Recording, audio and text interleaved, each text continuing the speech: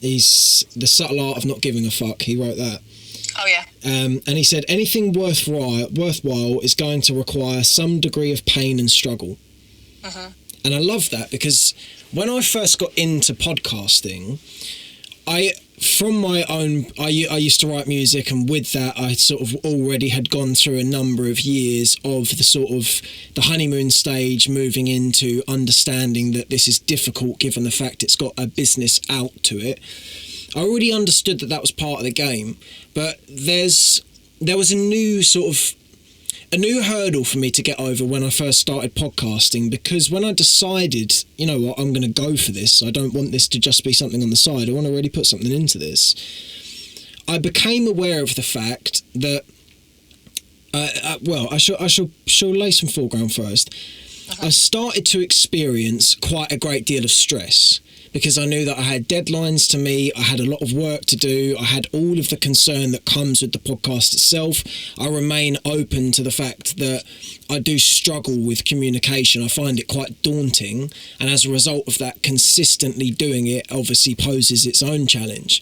And I came to terms with the fact that with podcasting, you have to be aware of the fact that irrespective of how much you enjoy doing something, how much your business serves you, or how much your passion has passion to it, that it's still going to require that struggle. And as a result of that, there is going to be adversity. And I think people can quite often get into something like creating a business, not realising that it comes with that, and then get disheartened when the ugly head of adversity rears itself. Yeah, absolutely. And yeah, it's like you say, everything takes a little bit of work, and that the word that we all love to hate is consistency, isn't it? It's that one word where you've got to be consistent at so many things in life, whether it's working out at the gym or eating healthy or working on your business or working on your podcast. You've got to be consistent at it for it to be able to grow. But with that is going to come probably a little bit of stress, a little bit of hard work, some effort, a little bit of some highs and lows as well. And if I compare what you do to what I do with my online business, it can be difficult. You can get people come into the business and they think, a lot of people have a really false misconception of network marketing. They think that they're going to come in, they're going to make a lot of money really, really quickly, and then they can just give up work for life. And it's not like that at all. It's a business that's based on communication and relationship building and trust and spending time building it. But I would rather spend an hour of my day building a slow, steady, sustainable business over 3, 5, 10 years that then creates time and finance freedom for me than work for 40 years in a micromanaged business for however many hours a week that doesn't really bring me a lot of joy. So with someone like yourself who's working on your podcast that you clearly love, you've got to weigh up that sort of cost benefit, haven't you? There's like a cost benefit analysis, like what is this bringing me compared to what stress is it causing me? And as long as the pros always outweigh the cons, then that's always a good thing, in my opinion. Well, that's it. Yeah, it's totally right. But I like that point there, that you've nailed that, of every instance comes with its negatives, and you can't hide from that. It doesn't matter how much you love. I do love the podcast. It's where we have a temperamental relationship at sometimes, but it is one of love. And to that end, there are times when when things aren't going so well, or there's frustration with editing, or just whatever comes along for the ride, because there's plenty that does. I do have to remind myself of the fact that every avenue comes with its negatives, and you have to weigh up, would you rather the negatives of this or the negatives of that? And there was a quote I saw yesterday to that end of, if you want the life but not the lifestyle, then you're going to be disappointed.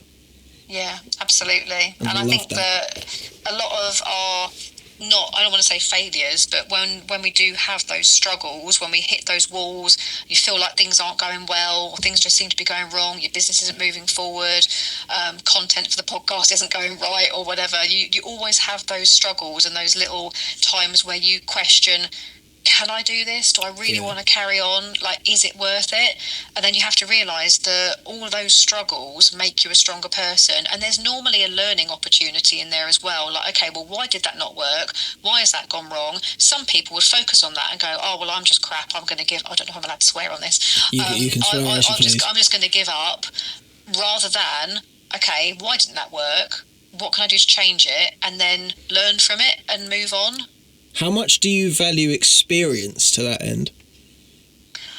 Experience in what sort of respect? Just generally, I would say, just for context, I, as a result of failures, have been able to sort of push forward and realise that, you know, just to bring it to the point of music, I used to write music. That didn't go the way I wanted it to, but it enabled me the understanding of the fact that I can put myself towards something, and I learned skills in regard to audio and plenty of other things. You get the picture. Absolutely. Yeah, when it comes to like experience, like learning from these failures and using that as experience going forward, what I'm able to do now in my business, not just in my online business, but implementing it into the dog boarding business, implementing it into like my family home as well, being able to not be a leader in the family home, if that makes sense, but being able to advise and help like educate my children into like their way of thinking, and just using my experiences to help other people and better other people. Absolutely, that does definitely come into it. I mean, when I think about my social media business with Oriflame, I have got a team of ladies. I've introduced people into the business as well. You know, come and join me, come and earn from your phone.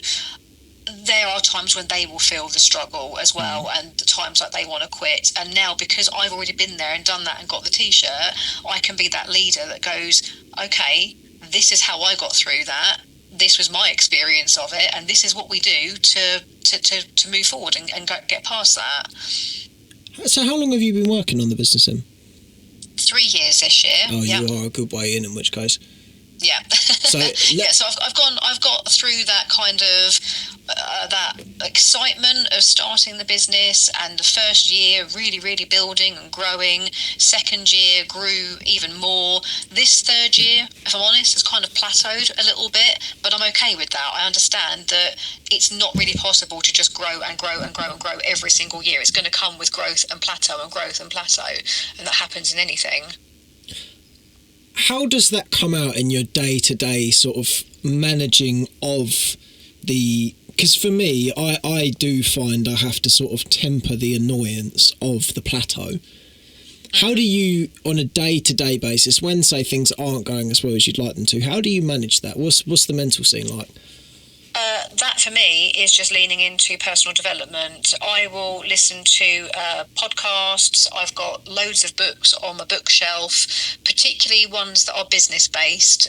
So books that really make you, when you're in that sort of bad mindset of, oh, this is just rubbish, it's not going well at all, picking up a book, even if you just, I tend to, me and my team, we tend to kind of do a bit of like personal development, 10 or 15 minutes every day, which any takeaway that you get from that, we share into our group chat. We've got a team chat on WhatsApp, and we will just share a takeaway of like a powerful piece or a quote or something to help our mindset. And there might be something that one of the team share, and the way I'm feeling that day, I might just look at that message and go, do you know what, I really needed to read that today, I needed to hear that today.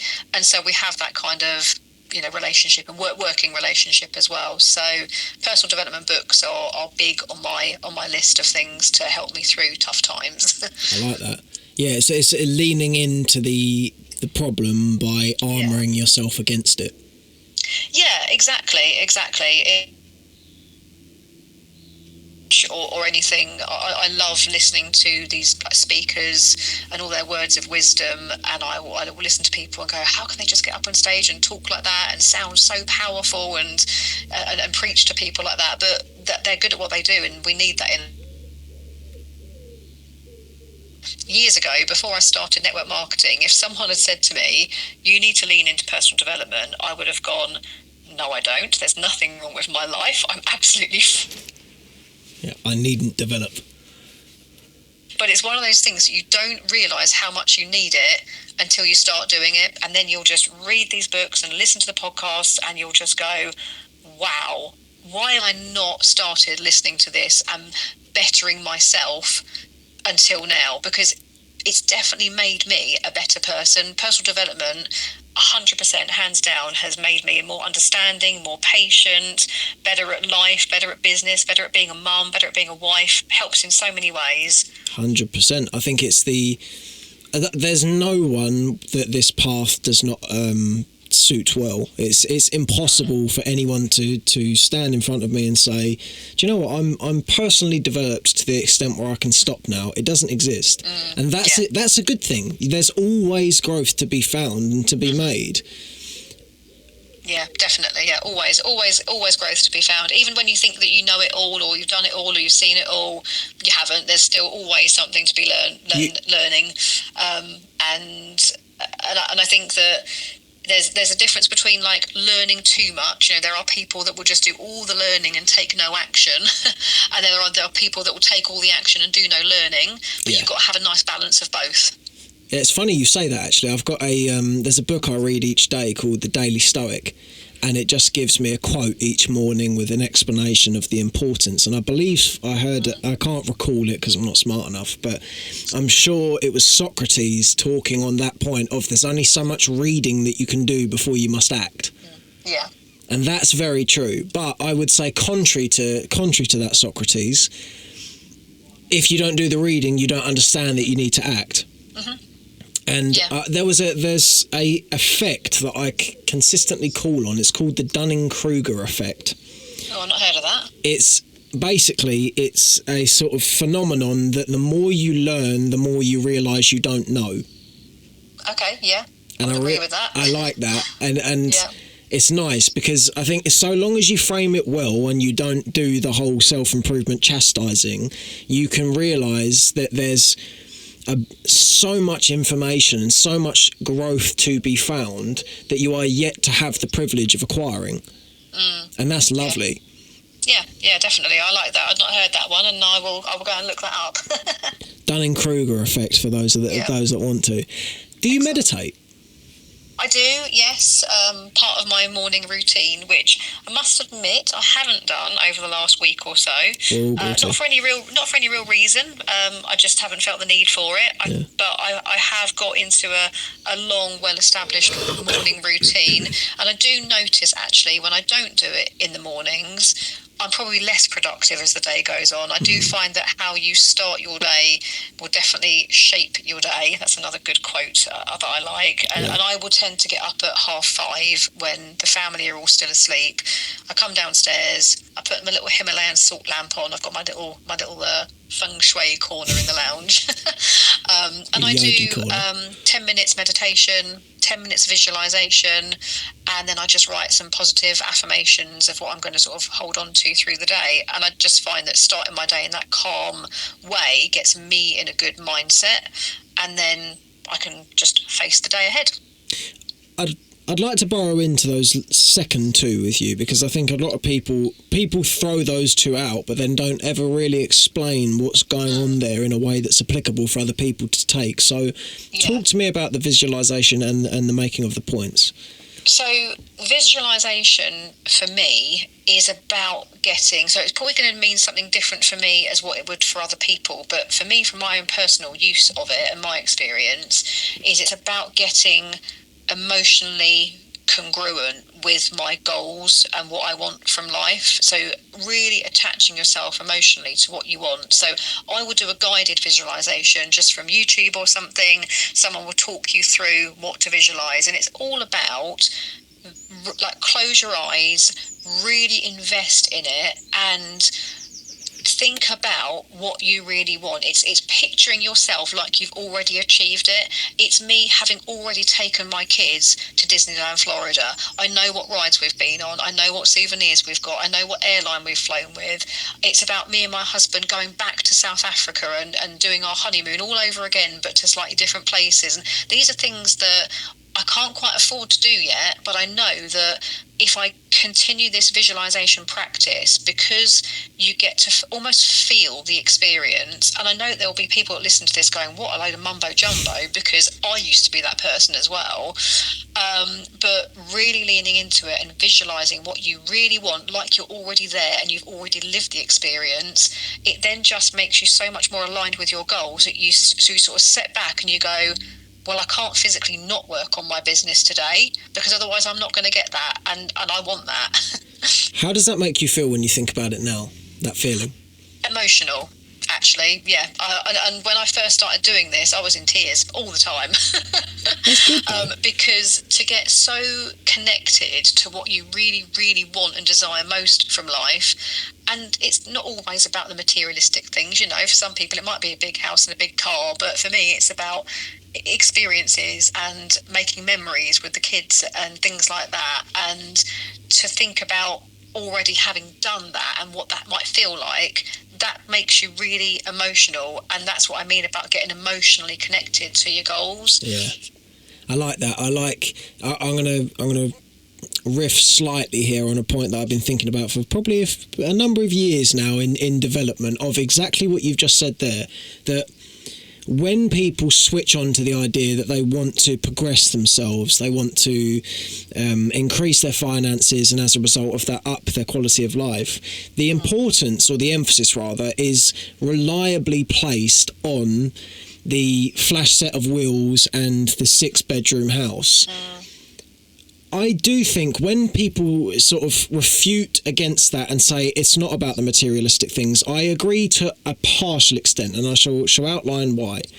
I think when you have money, you enable yourself to have the important experiences that are really worthwhile. Yeah. But, of course, as you've outlined there, the money is still a crunch point there that is required. I do think when people get into sort of trying to up their quality of life on the front of finance, that a lot of people, I've spoken to a number of people who have been on I want 2 Lamborghinis with a 10-bedroom house, and it's like, you might want that because it evokes a sense of wealth, but do you actually want that, or is that just what people say wealth is?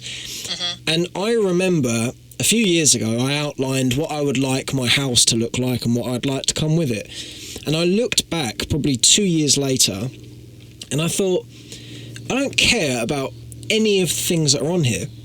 I really don't. And when I looked back on the sort of what was in front of me and went over it again, I came to the conclusion that what was really important to me was to have enough money and enough privilege to be able to provide positive experience for people.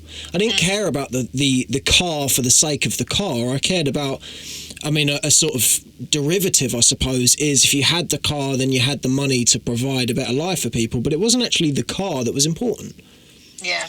And that's, I appreciate that's slightly a tangent to the point, but that's something that's been percolating for a while, and I haven't had the space to say it, so I thought that was a point to be made. I completely get that, and I see where you're coming from there, as you say, because I think a lot of people associate wealth with happiness, and money doesn't buy happiness. Actually, money gives you options, and that's something that I read a little while ago as well. And I thought, that's a really good point, because I was that person as well. I used to think, and I used to compare myself to other people. Like, why haven't I got the big house and the nice car? Why can't we go on 3 or 4 holidays a year? Oh, because we've not got the money to do it. Money buys happiness, but it doesn't. Money doesn't buy happiness. Money definitely helps you to feel more comfortable, and it gives you more options and choices in life.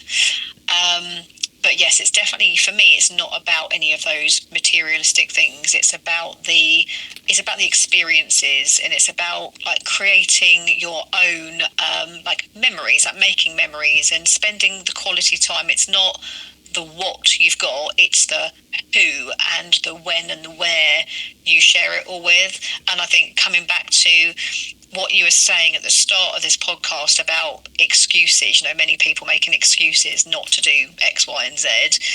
This is where, for me, that visualization and stuff that we were just talking about helps me to push aside those excuses. It's the whole, your reason why for doing something has got to be so much bigger than your excuses. Do you think people limit themselves on that? Yes, definitely. I shan't name drop for sake of respect. He's a wonderful friend of mine. I love him dearly. But on the point of the Tough Mudder, I've got a friend who I would like to do this with. I've got a few friends I'd like to do it with, but I'm talking about one guy in particular, and he's a personal trainer and he's in fantastic condition. Mm-hmm. He's reluctant, and unfortunately I feel it may well stay this, it may further on to just won't do it, to do the Tough Mudder, basically because he's frightened of some of the things that are inside it, the regarding the obstacles. And I've been trying to say to him, not to place that limit on himself, because he doesn't have to. I am as scared as he is to do a number of the obstacles that is outlined, but I think people place some form of glass ceiling on themselves, so they think, I just can't do that. And you can. Yeah. You can.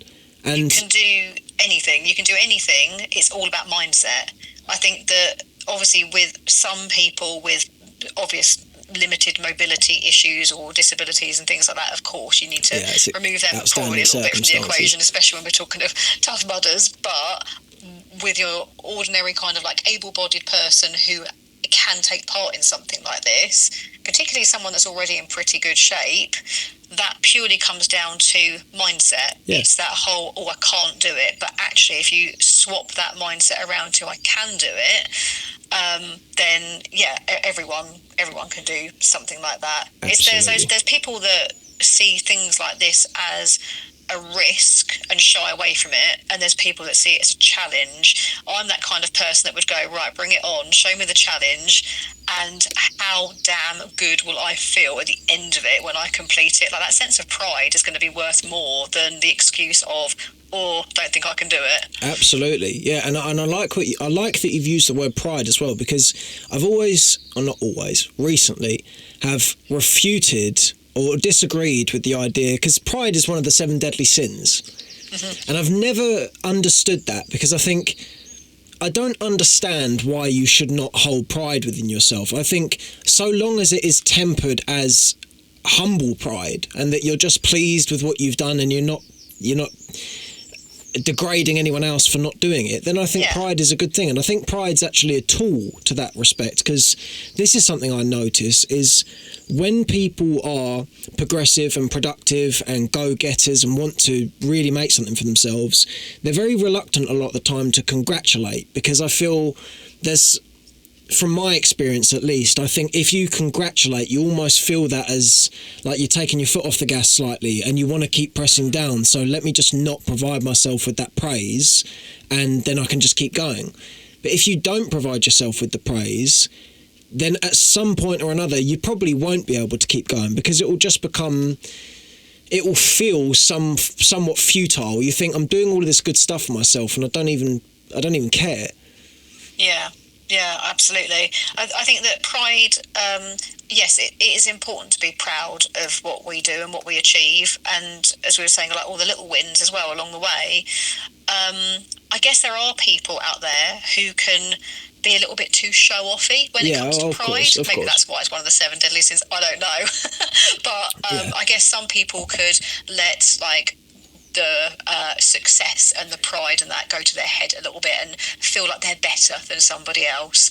But as you said, as long as you always stay humble with it and you are shouting out your wins for the right reasons, then I don't see any problem with it. And that's something that we do a lot in the team with Oriflame. It's even if you've signed up a new VIP customer, congratulations, well done, be proud of that. That's somebody else that you have helped with their skincare or their wellness or whatever. If you've brought in a new partner into the business, brilliant, well done. You have started somebody's business journey that could potentially change their life. So yeah, the wins are really important and pride is a good thing. Yeah, I like that. I think that bleeds into this idea as well. I think particularly as English people, I think we're quite good at this.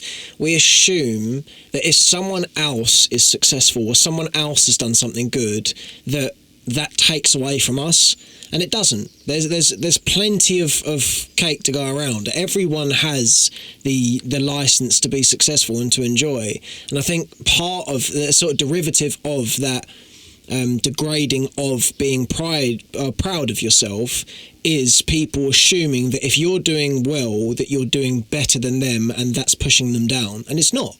No, absolutely. It's actually. Go for it. I think it should be used in a different way. And you're so like spot on with what you say. Like when someone's like shouting out their wins and look at what I'm doing and how good I am at this, and I'm so proud of all these achievements. And when I think back over the last 3 years about all the achievements I've had in my online business, I sometimes get a little bit embarrassed, and I think like, oh gosh, I wish people wouldn't keep shouting me out and saying well done and that, because I don't take those kind of compliments well myself. But it's so important, because there are some people that will view that as, oh, they're showing off, look at how well everything's going in their life. But there's also people that are so inspired and motivated by those kinds of shout outs, and they go, if that person can achieve that, why can't I? Why can't I change my life and do better? And I think that it can work on that flip side as well. Yeah, it's positive influences, and I think that requires a mindset shift for people, because if you do look at it from the perspective of, oh, he or she are getting something that I want, that means I can't have it, you're limiting yourself, because that's a person in front of you that you could grow from and you can learn from. I think as I season into my older years of 21, I realise that one of the most important things to cultivate within yourself is the ability to be a student. Yeah. And that cuts both ways as well, because you can take that as you look at one of your peers and you think, I really like what they're doing there. Let me take something from that, because that would be good for me. You can also take it the other way. You can look at it and go, I don't like the way that person speaks about their friends. Let me not do that. Mm. I think it's important to be a sort of sponge of knowledge, I suppose, and that's why I love podcasts as well, because I think if you can just perpetually put yourself into the sort of information-filled waters, then you're going to be better for it. Yeah, absolutely. It can be so helpful for so many people for so many reasons, as long as they are following the right the people, I suppose, the right influence.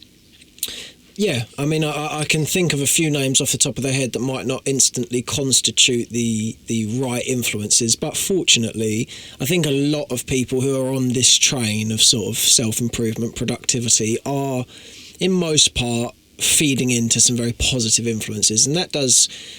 I like that. I like the idea of being a part of something where as many people as possible are realising how happy they can be, if that makes sense. Yeah, absolutely. If only we could get this out to like the world. Yeah, the fact that people create their own happiness. You can either choose to be, and I get that people have lots of different things going on in their life. I know that life is not always easy or plain sailing, but the amount of energy I think that it takes to be negative and down and depressed and moaning all the time must use the same amount of energy, if not more, than to be happy and positive and optimistic and invest your energy in all those right areas, benefiting yourself, learning, educating, becoming a better person.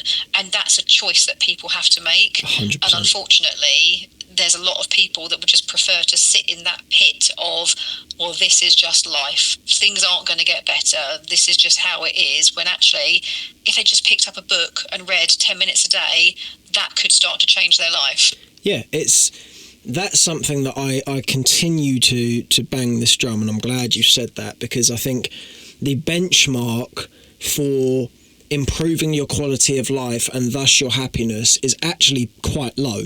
I think if, as someone who has come from these proverbial trenches, when you do one good thing for yourself, you immediately feel a lot better. It doesn't have to be, my to sort of cut this back to my point of origin on the matter. My first thing that I started doing well for myself was the cold shower, or cold therapy of some sort. And when I started doing that, that was the first thing that really shifted for me. And in actual fact, that's 3 minutes of discomfort once a day.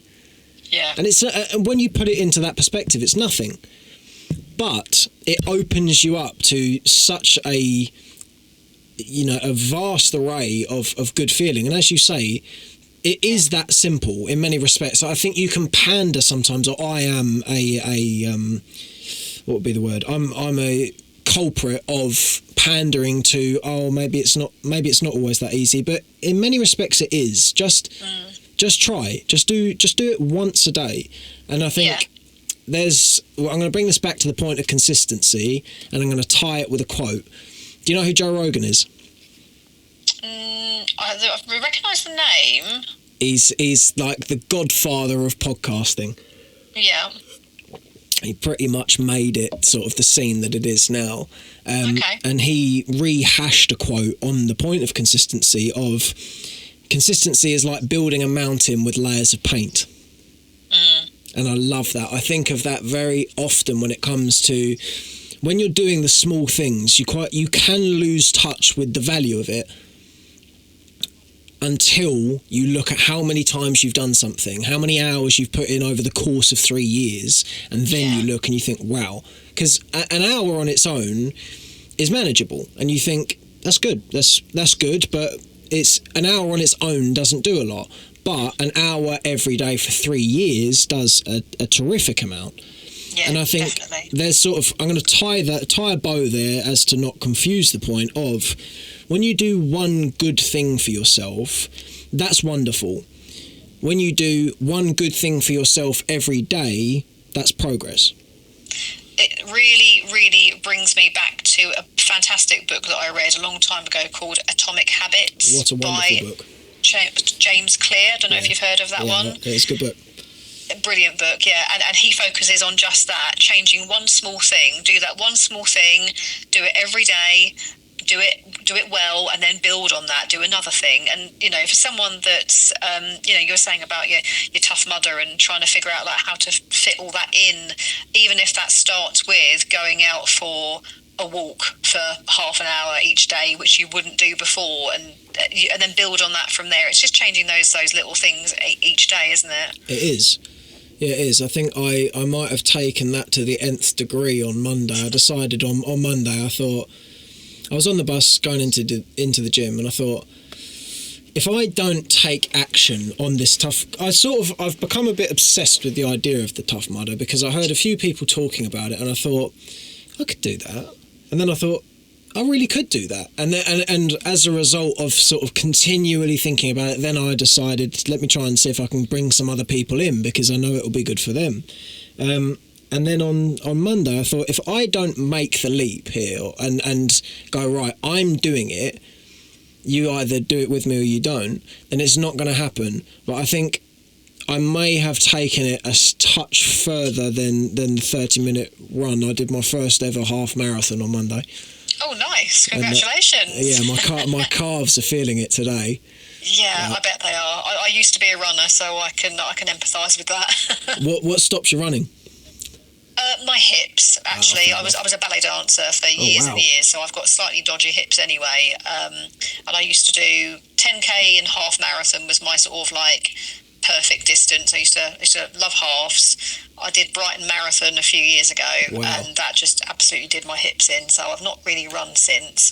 Well, I must say the point of gladness I have from doing my half marathon is the appreciation I have for people like yourself that do them consistently and at that full marathons. I think that's so impressive to me. But again, that's just down to mindset. It really is. Before I even contemplated doing a marathon, someone said to me, and this was before I'd even done my first half marathon, someone said to me, Karen, if you can run 10k, you can run a half marathon. It's just twice, a little bit more than twice. And Yeah. I was like, okay. So I signed up for my first half marathon and I did it. And then I got told, you can run a half marathon, you can run a full marathon. It's just twice again. And obviously you have to do the training. You can't just go out, well, some people can just go out and run a marathon. I did do the training for it, but you get to that sort of like 18, 20 mile point and you hit a wall and it just literally becomes a mental challenge. It's through, and that's like many things in life, isn't it? It comes down to your Tough Mudder as well. It's going to be damn hard work. There's going to be some training involved, but it comes down to mind over matter, really. And I think you're spot on. And I think one of the things, my real sort of perspective shift that has probably promulgated the most amount of growth for me in the last few years has been an acceptance of the fact that when you do things like this, quite often you're not going to necessarily feel up to the mark. And what I mean by that is, I feel there is a great deal of utility in embracing your weakness. And I don't mean pandering to your weakness. I don't mean thinking, God, I've never done 13 miles before, I'm on mile 9, I just can't do it anymore, let me stop. I mean embracing the fact that you haven't yet got this far, and thus you don't have the experience to call on, and that's all right. You're going to gain it now. Yeah. And I like that. That's been very useful for me from a sense of just sort of feeling good about myself as well, is embracing because I suppose we're tying nice threads here of the fact that when you're working through something that is worth working on, it is hard, but it also comes with a great deal of doubt a lot of the time. And that's all right. You don't have to, it's not a bug, it's a feature. It's part of the journey, and that's okay. And that's been a bit of an arc that I've been on recently, is embracing my weaker points, not letting them control, but being aware of the fact they exist. Yeah, exactly. It's letting it in, isn't it? It's recognising that this is a point of doubt. This is not going so well. Yes, this is going to be challenging, or whatever those sort of like slight sticking points are, or those hurdles are. You have got to recognise them. You've got to allow yourself to let them in and deal with it, and then realise that actually you can shift your mindset to just carry on and get past it. And you know that actually by carrying on, not quitting, because I've always been told the only way we fail at things is if we quit. And just by carrying on and pushing through those hard times, you know that you're going to come out better later down the line, the other side of it. Yeah, it calls back to that adage of the fact that a winner is just a loser who tried again. Yeah, exactly. Yeah, I like exactly. that. We learn from our failures. We do, and I think failure as well, it's almost tabooed, in the sense that, particularly at school, I would say failure is not endorsed necessarily as much as it should be at school. I think from young we're taught that failure is a bad thing, or I certainly was, and as a result of that you can have the positive sort of offset of that, of the fact you become a serial winner and you always want to win. But you can also be very demoralised when you lose, and you shouldn't be demoralised when you lose, because though it is for, I know I'm saying this on a broad scale, but for whatever matter it concerns, when you don't get what you want, it does hurt and it is disappointing, but it provides you with a level of callous and a degree of knowledge that you wouldn't otherwise have. And to that end, I would actually be willing to argue that in terms of progress and growth, that loss is more progressing than success. Yeah, I think you're right there as well. Yeah, I think that, as mentioned, we learn from those failures, and it can be seen as a negative, can't it? If you fail at something, it can be seen as, well, that didn't work out, or they're not very good at that. Why bother trying again? But it's all a learning journey. It's all about experience, and then just doing it better the next time. 100%. Yeah. On that point, I'm going to start rounding this out, but I want you to give me something that you think, I'm going to pose a question. If I gave you that stereo phone that you were looking for, or microphone, I suppose, that you were looking for when you could voice a message to the world I've given you that microphone. What are you going to say? I would say to people, oh, you've put me on the spot now. I would say to people, always remember to value your worth. Remove anything from your life that does not serve you or does not bring you joy and happiness. And make sure at the end of the day, you write down 3 things that you have done well or that you are proud of that you've achieved that day. Because holding on to, even when we go through our day and we feel like we haven't achieved very much sometimes, by taking a few minutes to write down 3 things that you are either grateful of or that you're proud of, just ends that day well and sets you up well for the next day. Absolutely. And I think to that end, this conversation has flown by, and that always, to me, that's always a strong, positive thing for me. And to that end, I've really enjoyed talking to you. I think, and you. Yeah, thanks very much for having me on your podcast, Tom. You are more than welcome. As I said to you when we first started talking, I think you are a wonderful influence, and there should be more people like you out in the world, because as we've touched on, I hope to a good degree today, positivity is a wonderful thing, and it is in our control to freely endorse and provide that, and you do that to the fullest degree. Oh, lovely. Thanks very much. I hope it helps people. I will. I'll give you a text afterwards, but thank you very much for your time. You're very welcome. Nice to speak to you, Tom. Nice to see you. See you later.